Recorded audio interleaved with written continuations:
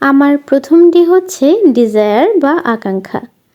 সময়কে নিয়ন্ত্রণে নিয়ে আনার জন্য এবং সর্বাধিক কার্যকারিতার লক্ষ্যে আপনাকে অবশ্যই তীব্র বাসনা ও প্রবল ইচ্ছা অন্তরে পোষণ করতে হবে। আপনি যদি অন্তর থেকে কোনো কাজ করতে চান, তবে অবশ্যই সময়কে নিয়ন্ত্রণে রেখে এর কার্যকরী ব্যবহার নিশ্চিত করতে হবে।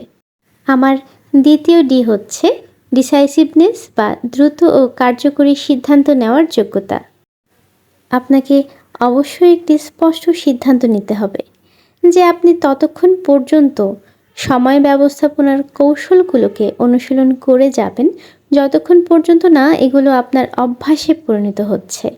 আমার তৃতীয় ডি হচ্ছে ডিটারমিনেশন বা স্থির সংকল্প। যে পর্যন্ত না আপনি একজন দক্ষ সময় ব্যবস্থাপক হতে যাচ্ছেন, সে পর্যন্ত আপনাকে সব ধরনের প্রলোভনের বিপরীতে কাজে অবিরত লেগে থাকার প্রবল ইচ্ছা থাকতে হবে।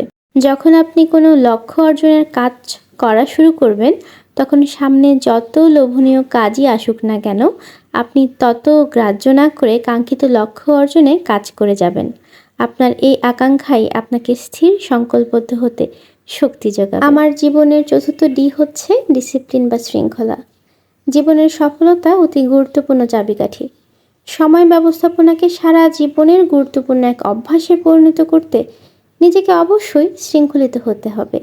কার্যকরী শৃঙ্খলা বলতে যা বোঝায় তা হলো আপনি যা চান, যা সময়ের কাজ সময়ে করতে নিজের সম্মতি যাপনে বাধ্য করা এবং যেসব কাজ আপনার করা উচিত তা ভালোভাবে সম্পন্ন করতে নিজেকে আগ্রহের সাথে উপস্থাপনা করা।